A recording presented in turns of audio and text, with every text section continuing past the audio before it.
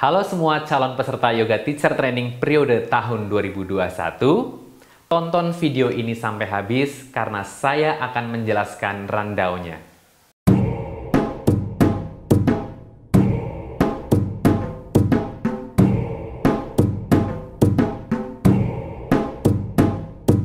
Teman-teman semuanya, Yoga Teacher Training bersama Frame ini mempunyai 5 tahapan. Nah, dari 5 ini dibagi menjadi 2. 1 sampai 4 itu tahap pembelajaran, ya, belajar menguasai materi training dan gimana cara ngajar gitu ya. Kemudian tahap yang kelima itu tahap pendampingan. Sekarang masuk ke tahapan yang pertama. Tahapan yang pertama ini akan diselenggarakan tanggal 25 dan 26 September tahun 2021, alias bulan ini. Nah, itu secara online atau virtual melalui aplikasi Zoom. Durasinya itu 2,5 jam, ya, mulai dari jam 9 pagi sampai setengah 12 siang waktu Indonesia Barat. Harinya itu Sabtu dan Minggu, ya. Jadi buat teman-teman yang masih ngantor, masih bisa diusahain ya. Kalau Sabtu itu masih masuk, ya bisa izin lah. Jadi tenang saja, semuanya bisa diatur. Nah, ada 2 materi yang akan kita pelajari di tahapan yang pertama ini. Pertama, 7 Foundation Technique atau 7 teknik dasar yoga. Ya, kita nanti akan mempelajari telapak kaki, lutut, panggul, bahu gitu ya sampai ke mata. Nah, materi yang kedua kita akan mempelajari gimana sih caranya memanjangkan otot dan mengaktifkan otot pada saat menahan gerakan.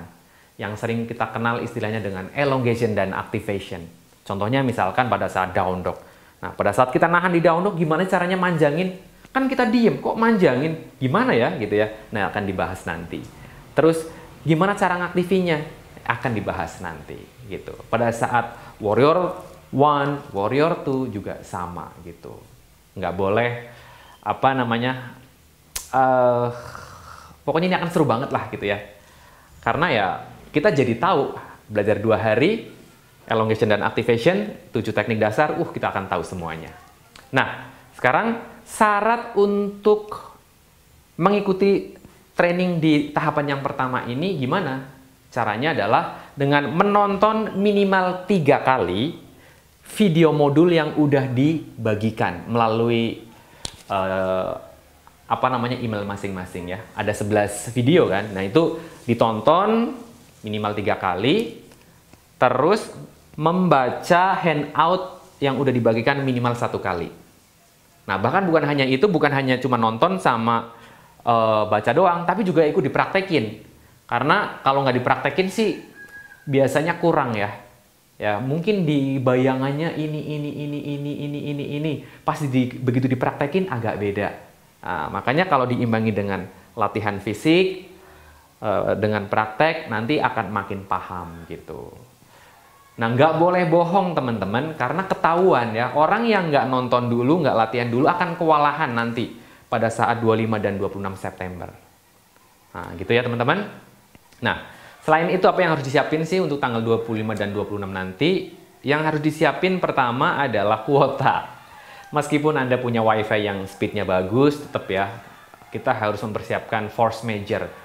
Ya, contohnya misalkan mati lampu gitu-gitu kan ya nggak bisa diprediksi ya yang namanya alam gitu kan. Terus internet gitu, tiba-tiba misalkan internetnya gangguan atau cuaca buruk gitu kan, itu kan internet bisa jadi mati. Nah, kita harus menyiapkan kuota 2-3 giga cukup lah gitu. Kalau mau langsung banyak, mau aman ya silahkan gitu.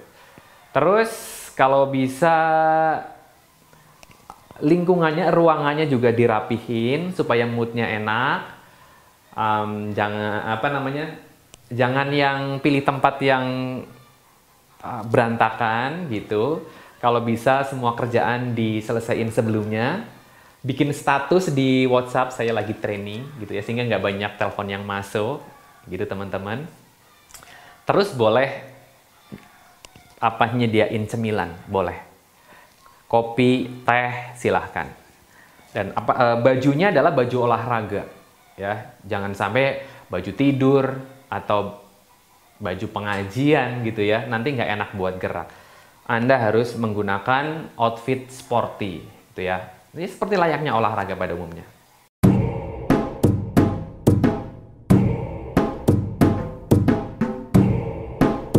Tahapan yang kedua ini akan diselenggarakan selama 4 hari berturut-turut, mulai tanggal 16, 17, 18, dan 19 Oktober tahun 2021. Nah, ini ada banyak tanggal merahnya, teman-teman. Jadi kalau Anda belum daftar dan bingung ngatur waktunya, tenang aja. Itu ada tanggal merahnya, gampang kok. Ada tanggal kejepitnya pula. Yang masih ngantor ini kabar baik. Nah, training yang 4 hari berturut-turut ini akan diselenggarakan secara tatap muka atau offline yang berlokasi di Bandung. Yang alamat detailnya nanti akan kita share, teman-teman. Nah, durasinya itu 7 jam. Sehari ada 7 jam. Dari mulai jam 9 sampai jam 4 sore waktu Indonesia Barat. Nah, teman-teman, di tahapan yang kedua ini kita akan belajar 4 materi yang sangat krusial yang harus dimiliki oleh seorang pengajar yoga. Yang pertama adalah breathing, ya. Yang keduanya belajar bikin sequence and choreography. Yang ketiganya kita akan belajar hands-on adjustment. Yang keempatnya kita akan belajar cueing. Oke, kita bahas satu-satu ya. Pertama, breathing. Nah, breathing ini ada 2. Ya, breathing yang sambil gerak, yang keduanya breathing yang nggak gerak. Yang nggak gerak itu yang gimana? Yang nggak gerak itu yang biasanya ditaruh di awal kelas sebelum mulai, centering. Pada saat kita diem gitu kan, itu kan ada beberapa jenis nafas. Nah, kita akan belajar nafas yang kayak gitu-gitu. Terus nafas yang pada saat di akhir kelas, ya pada saat savasana juga nafasnya gimana juga akan dipelajari. Nah, nafas yang bergerak itu seperti apa? Ya, nafas yang sambil gerak, yaitu pada saat kita melakukan gerakan. Pada saat kita ngangkat ke atas, itu ambil nafas atau buang nafas. Nah, kita harus tahu. Pada saat tangannya dari atas bergerak ke bawah, tangannya itu harus, kita tuh nafasnya ambil atau buang. Gitu ya. Pada saat dari plank turun ke chaturanga, itu ngambil nafas atau buang nafas. Nah, itu harus paham. Jadi ngambil nafas dan buang nafas itu nggak ngasal, teman-teman. Ada rumusnya gitu. Ada caranya. Bukan, terserah mau ambil nafas kayak mau buang nafas kayak terserah gue. Bukan seperti itu. Ada ilmunya. Oke. Terus belajar sequence and choreography. Ya, belajar sequence and choreography kalau di frame itu materi yang paling utama. Pertama ada full motion, yang keduanya ada tematik gitu ya. Nah, nanti full motion juga ada turunannya, tematik juga ada turunannya. Nah, jadi setelah Anda melewati tahap 2 ini, Anda udah bisa bikin sequence, udah ngerasa, gue udah yoga teacher nih gitu ya. Wah, gue udah bisa bikin sequence sendiri di rumah nih, buat ngajar bisa, buat latihan sendiri juga bisa. Oke, kemudian materi yang selanjutnya adalah kita belajar hands-on adjustment. Jadi cara megang tuh gimana, ya, tangannya itu di mana. Terus ini murid nih, misalkan murid di sini, kita itu posisinya di depannya, di belakangnya, di sampingnya, atau di mana. Nah, itu akan diatur ya, hands-on adjustment. Nah, terus kita juga akan mempelajari yang namanya hands-on adjustment yang disesuaikan dengan kultur teman-teman. Nah, ini pengalaman saya. Banyak cara yang dibagikan oleh bule, ya, guru internasional. Ya kan, saya waktu itu banyak ikut teacher training dengan guru-guru bule. Ternyata tidak works ya. Ternyata itu tidak bisa dipakai pada saat ngajar. Kan, aduh sayang banget ya, padahal kan udah bayar mahal. Alasannya adalah karena kultur yang berbeda. Saya masih ingat ikut Astanga Yoga waktu itu dengan guru bule. Terus ya tahu sendiri kan megangnya gimana. Terus saya ngajar di Bandung, mereka ngerasa risih gitu kan. Nah, itu memang kultur. Nah, nanti kita akan materi itu kita akan bahas ya. Anda itu sedang di mana, berada di mana. Guru cowok dan guru cewek caranya juga beda.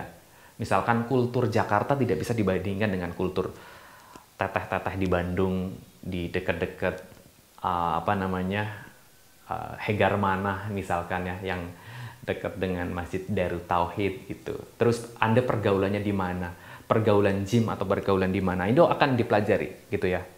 Cara adjustmentnya harus dibedakan gitu.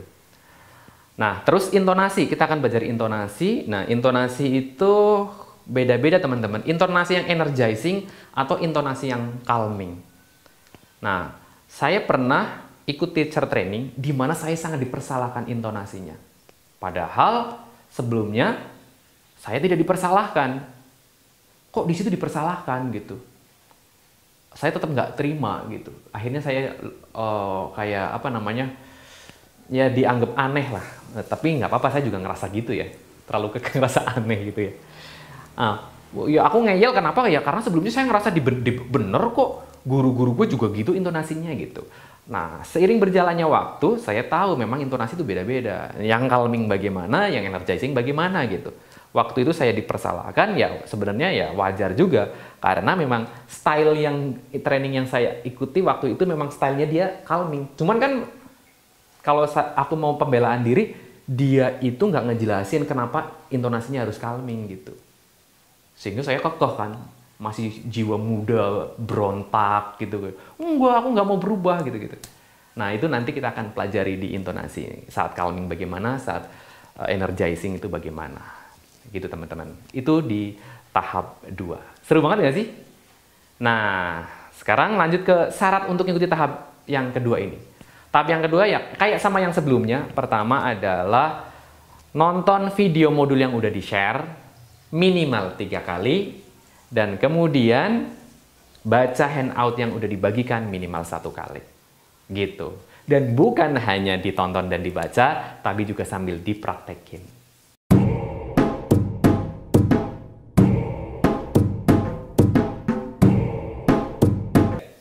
Tahapan yang ketiga ini akan diselenggarakan tanggal 6 dan 7 November tahun 2021 secara online atau virtual melalui aplikasi Zoom. Nah, harinya Sabtu dan Minggu, kemudian durasinya 2,5 jam, mulai jam 9 pagi sampai jam setengah 12 siang waktu Indonesia Barat.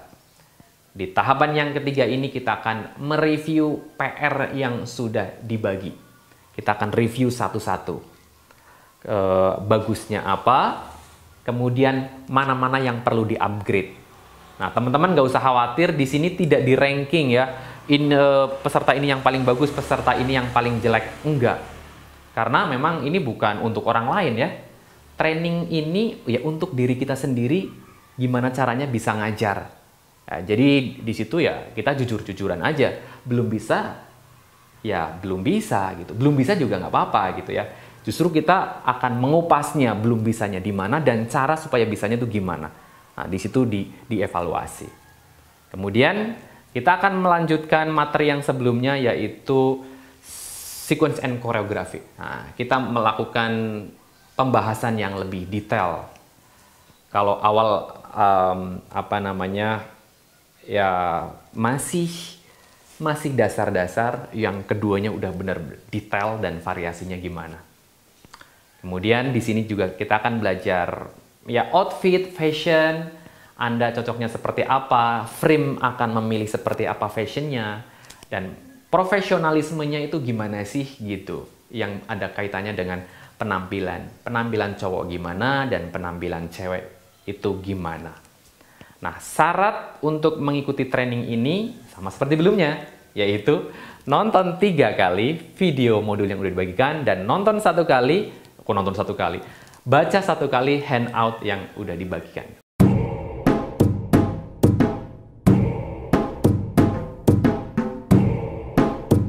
Tahapan yang keempat ini akan diselenggarakan tanggal 13 dan 14 November tahun 2021 secara online atau virtual melalui aplikasi Zoom.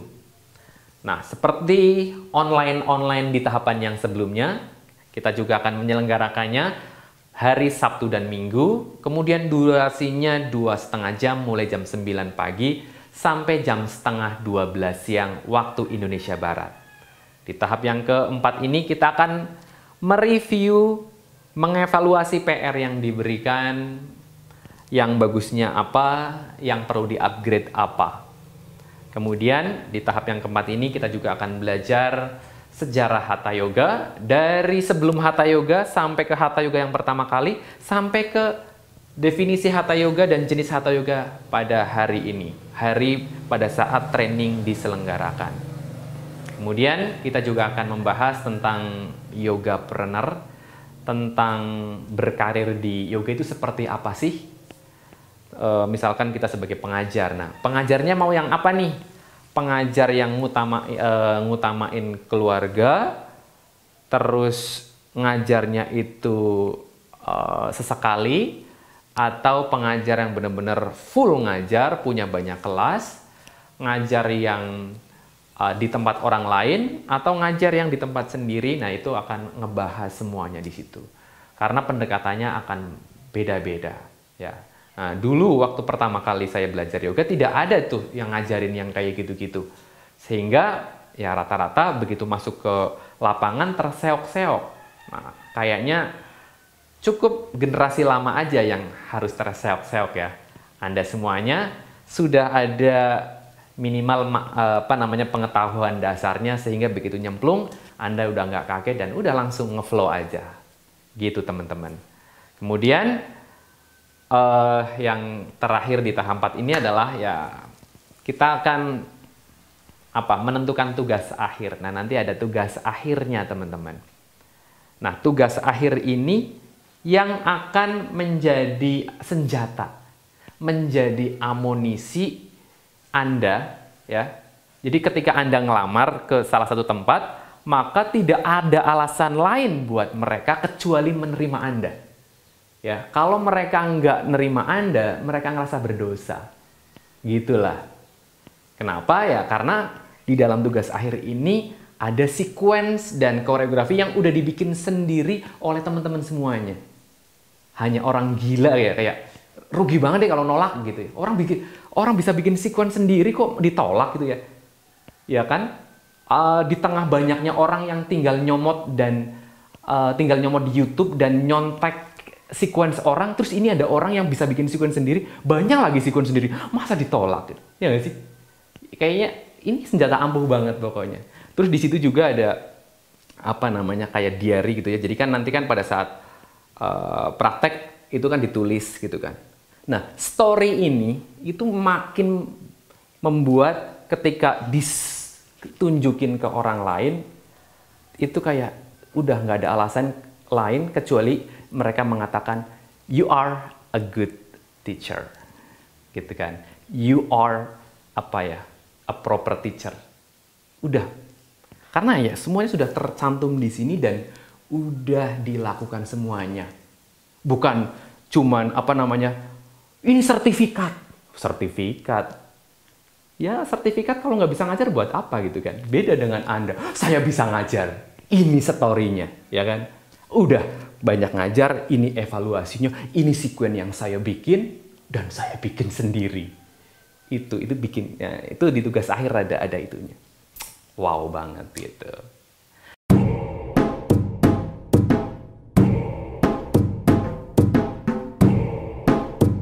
Tahap 5 adalah tahap pendampingan. Nah, di sini ada 2 teman-teman. Pertama, mendampingi menyelesaikan tugas akhir. Yang kedua, mendampingi menghadapi kasus-kasus yang ditemukan di lapangan setelah benar-benar menjadi pengajar yoga. Oke, kita bahas yang ngedampingin yang ngisi tugas akhir. Nah, jadi nanti setelah tahap 4 selesai, maka teman-teman training, teman-teman peserta harus ngajar. Awalnya ngajar ke siapapun, mau ngajar adeknya, ngajar tetangganya gitu, atau langsung ngajar klien beneran gitu. Nah, hasilnya dimasukkan ke dalam tugas akhir. Misalkan tentang apa yang terjadi di kelas itu. Contoh misalkan di 10 menit pertama itu saya itu gagap gitu ya. Padahal sebelumnya udah PD-nya setengah mati, sequence-nya hafal ya. Begitu masuk ke menit 10 tahu-tahu gagu dan ngeblank. Nah, itu ditulis di situ dan cara ngatasinnya tuh gimana. Nah, itu akan didampingi gitu ya. Ada diskusi, ada konsultasi melalui WhatsApp gitu. Nanti kalau ada pertanyaan masing-masing peserta ya, pertanyaannya sama, kasusnya sama, nanti kita tentuin tanggalnya. Kita akan Zoom lagi tapi waktunya singkat ya. Waktunya misalkan cuma 30 menit gitu. Langsung menjawab gini, tek tek tek tek tek tek tek. Nah, udah selesai 30 menit gitu. Nah, nanti setiap kelas berikutnya ngajar masukin ke tugas akhir. Ngajar masukin ke tugas akhir. Menggunakan sequence jenis apa, muridnya berapa gitu ya. Kenapa menentukan sequence jenis itu gitu.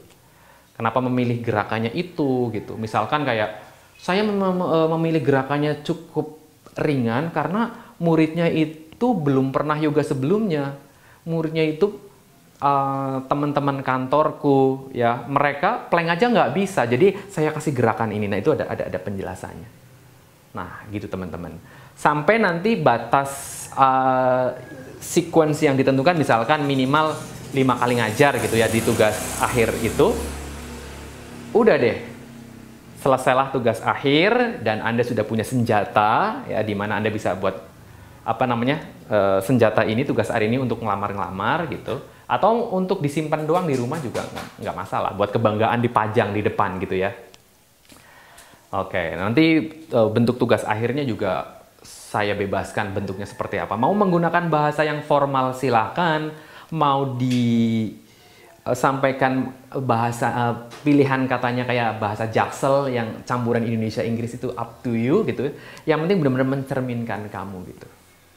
Nah, mau dibikin kayak buku silahkan ya, pengalaman itu yang kemarin-kemarin itu lucu ya teman-teman. Kalau yang backgroundnya dosen gitu ya, itu kayaknya formal banget. Begitu yang umurnya 20-an, 21 itu bener-bener yang ya campuran, terus desainnya itu cenderung apa ya unik gitu ya. Kalau yang formal itu ya formal gitu, agak monoton. Terus yang ini unik gitu, bahasanya juga ya mencerminkan mereka banget, dan itu dibebasin gitu teman-teman. Nah, pendampingan ke tahap yang kedua ya. Kan tadi pendampingan ada 2 ya, tahap pertama dan pendampingan tahap 2. Nah, pendampingan tahap 2 ya, jadi meskipun Anda sudah selesai, Anda diwajibkan untuk mengumpulkan unek-unek, mengumpulkan kebingungan. Nah, gitu teman-teman. Jangan dipendem. Ada masalah, harus ditulis masalahnya. Ada pertanyaan, harus ditulis. Gitu. Kumpulin pertanyaan sebanyak mungkin. Nah, nanti akan meeting Zoom gitu ya. Karena apa ya? Karena barangkali pertanyaan Anda bisa dijawab oleh teman yang lain gitu. Kalau nggak bisa dijawab, saya akan menjawabnya. Nah, itu pendampingan. Nah, pendampingan itu setidak-tidaknya selama 1 tahun gitu, kalau Anda mau gitu. Ya, akan terus saya ini kok, apa namanya, kasih reminder, hey, udah berapa kali ngajar gini gitu. Terus ada diskusi gitu teman-teman.